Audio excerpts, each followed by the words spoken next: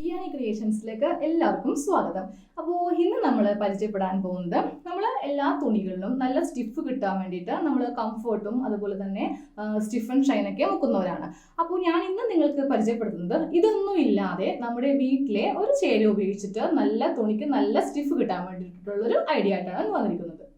അപ്പോൾ ഞാനിപ്പോൾ ഒരു തുണി ഇവിടെ എടുത്തിട്ടുണ്ട്. ഇതൊരു സാധാരണ മുണ്ടാണ് എടുത്തിട്ടുള്ളത്. കണ്ടോ, ഇതിൽ ഇപ്പോൾ സ്റ്റിഫൊന്നും ഇല്ല. ഞാൻ അലക്കിയിട്ട് സ്റ്റിഫൊന്നും മുക്കിയിട്ടില്ല. ഇതുപോലെ പഴംതുണി പോലെ കിടക്കുന്ന ഒരു മുണ്ടാണ് കേട്ടോ. അപ്പോൾ നമുക്ക് ഇതിനായിട്ട് വേണ്ടത് നമ്മൾ വീട്ടിൽ ഉപയോഗിക്കില്ലേ മൈദപ്പൊടി. ഇതുപോലത്തെ മൈദപ്പൊടി എടുത്തിട്ടുണ്ട്.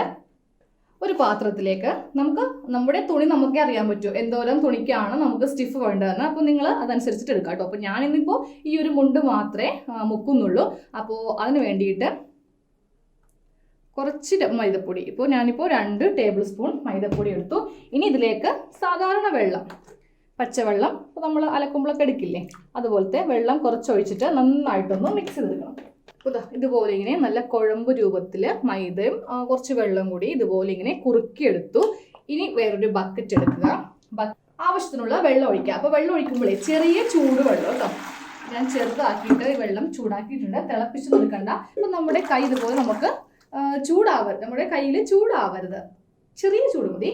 ഇതിലേക്ക് നമുക്കിനി മൈദ കലക്കിയത് ഒഴിച്ചു കൊടുക്കാം. അപ്പോൾ ആദ്യമേ ഇപ്പോൾ നിങ്ങൾ വിചാരിക്കും ഈ വെള്ളത്തിലേക്ക് ഈ മൈദപ്പൊടി ഇട്ട് കലക്കിയാൽ പോരെന്ന്. ഇതിപ്പോൾ ചൂട് വെള്ളം ഇതുകൊണ്ട് മൈദ കട്ട പിടിക്കും. അതുകൊണ്ടിട്ടാണ് നമ്മൾ ആദ്യമേ ഇതുപോലെ പച്ചവെള്ളത്തിൽ മൈദ ഒന്ന് കുറുക്കിയെടുത്തിട്ട് ഇതുപോലെ ഇങ്ങനെ ചെയ്തത്. ഓക്കെ, അപ്പോൾ ഇതുപോലെ ഇപ്പോൾ നമുക്ക് നല്ല വെള്ളം നല്ല ഇതായിട്ട് കിട്ടിയിട്ടുണ്ട്.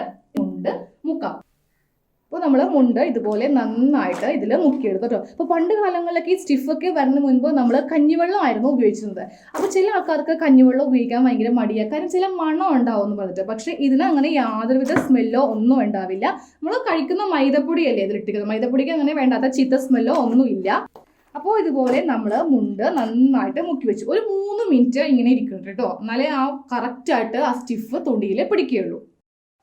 ഇനി നമുക്കിത് നന്നായിട്ട് പിഴിഞ്ഞ് വിരിക്കാം.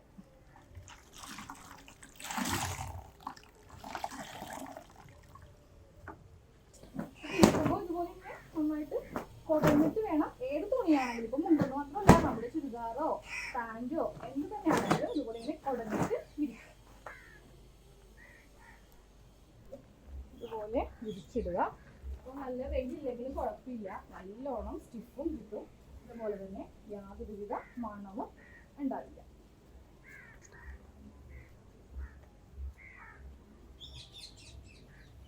അപ്പോൾ നമ്മുടെ മുണ്ട് ഉണങ്ങിയിട്ടുണ്ട്. അപ്പോൾ ഞാൻ വെയിലത്തൊന്നും കേട്ടോ ഇട്ടത്, ഇപ്പം നല്ല മഴക്കാറുണ്ട്. എന്നിട്ട് നമ്മുടെ മുണ്ട് ഉണങ്ങിയിട്ടുമുണ്ട്, അതുപോലെ നല്ല സ്റ്റിഫായി കിട്ടിയിട്ടുണ്ട്. അപ്പോൾ നിങ്ങൾ ഇതുപോലെ ഒന്ന് ചെയ്ത് നോക്കണേ. അപ്പോൾ വീഡിയോ ഇഷ്ടമായിട്ടുണ്ടെങ്കിൽ ലൈക്ക് ചെയ്യുക, ഷെയർ ചെയ്യുക, സബ്സ്ക്രൈബ് ചെയ്തിട്ടുണ്ടെങ്കിൽ ഒന്ന് സബ്സ്ക്രൈബ് ചെയ്തിട്ട് ആ ബെല്ലൈക്കൺ ഒന്ന് ക്ലിക്ക് ചെയ്യണേ. താങ്ക്